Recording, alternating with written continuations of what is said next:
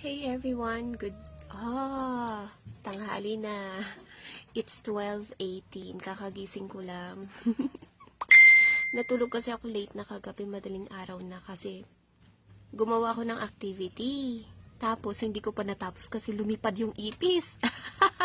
Kailangan ko kasi ng ipis. And then, diba may vertebrate and invertebrate.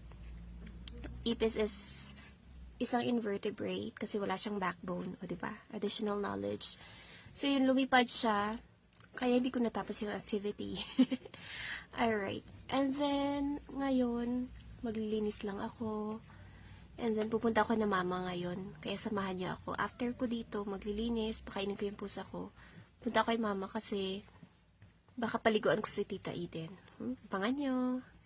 Everyone, good news! Kagabi lumipad yung ipis ko. So, ngayon, paglabas ko, nakakita ko ng ipis.